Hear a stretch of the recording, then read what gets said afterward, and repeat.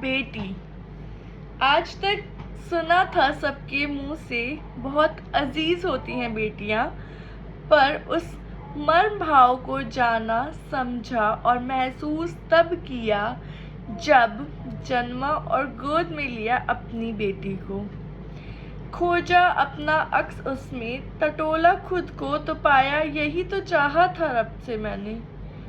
Hey everyone, नमस्ते।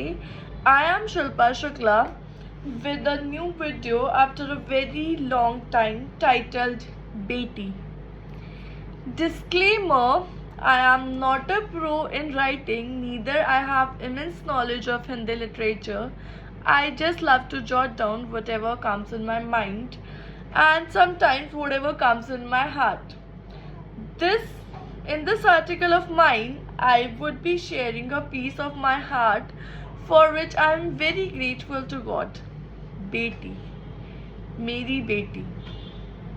अभी तक मैं एक बेटी थी, पर बेटी होने का भाव, एक माँ का प्यार, उसकी चिंता, उसका त्याग क्या होता है मुझे समझ में तब आया जब मैंने ईश्वर से अपनी बेटी को पाया।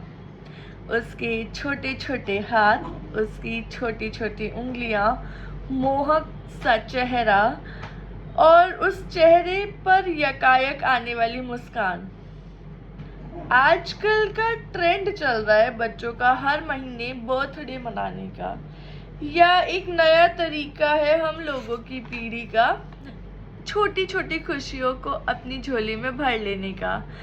हम लोगों की पीढ़ी थोड़ी सी ज़्यादा लालची जो है। इस लेख के ज़रिए मैं अपनी बच्ची को देना चाहूँगी यादों का एक पिटारा, जिसमें उसने इस महीने क्या किया, क्या नया सीखा और क्या नया सिखाया उसकी अपनी माँ को, वो सब सलीके से दर्ज होगा। ये लेख लिखने में मुझे थोड़ा सा लेट ज़रूर हुआ है, पर एक एक याद अभी भी ताज़ा है मेरे अंतर्मन में, जिसे मैं शब्दों में उकेरने की कोशिश कर रही हूँ। दिन था 20 अप्रैल 2026, रात थी 20 अप्रैल 2026, तिथि थी Akshaya Tritiya. 20 April 2026, planned surgery date and time, पर भगवान की मर्जी के आगे किसका जोर। 19 अप्रैल रात 10 बजे आपने एहसास कराया, मम्मा मैं आ रही हूँ आपके पास। 20 अप्रैल रात 12:32 पर हम मिले इस दुनिया की सबसे बड़ी खुशी से, जब पर्दे के पीछे से आपके रोने की आवाज़ सुनी।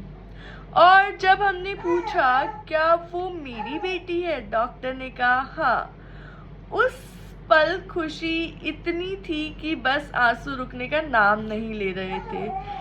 और फिर शुरू हुआ जिंदगी का सबसे सुंदर, सबसे अनमोल चैप्टर, जहां सुबह का पहला मंजर आपका चेहरा देखकर होता तो रात को थकान होने के बावजूद भी मुस्कुराकर सोने का कारण भी वही मासूम सा चेहरा होता। न जाने कब डिस्कशन का टॉपिक कौन सी मूवी चले से लेकर के कौन सा डाइपर बेस्ट रहेगा आख्या के लिए पर शिफ्ट हो गया। आख्या, अरे हाँ, इस पर तो हमने बताया ही नहीं।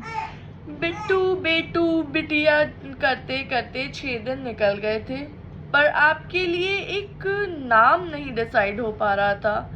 फिर अनायास ही आपकी दादी माँ के मुंह से निकला, आख्या नाम रख दे। आख्या मतलब किसी चीज़ या इंसिडेंट को डिस्क्रिप्शन में डिस्क्राइब करना, में बताना। और वो नाम भाग गया मेरे मन को, और तुरंत आवाज़ निकली मन से कि हाँ, यही नाम होगा मेरी बिटिया का। ऐसे हुआ आपका नाम डिसाइड।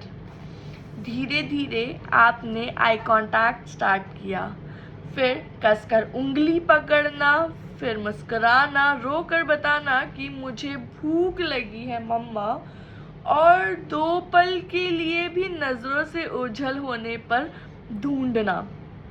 आप जब प्यार से आई कांटेक्ट करती तो लगता है जैसे कह रही हूँ मम्मा आई लव यू। जब उंगली पकड़ती तो लगता जैसे अश्योरेंस दे रही हूँ मम्मा मैं आपके पास हूँ। रोक कर बताती भूख लग रही तो लगता मेरी बेटी अपना हक जताकर अपनी आवाज़ मुझ तक पहुँचा रही है। मम अब मुझे दूध चाहिए। और आंखों से ओझल होने पर ढूंढती तो लगता जैसे खुद को अश्योर कर रही हूँ कि मेरी मम्मा आस पास ही है। सीने से लगाकर सो जाना तो कभी गोदी से बिल्कुल ना उतरने की जिद पकड़ लेना। और वो तो हम भूल ही नहीं सकते आपका आई टेस्टिंग डे, जब हमने कदम पीछे करते हुए आपकी बुआ से कहा था जाइए दीदी और टेस्ट आप ही करवाइए।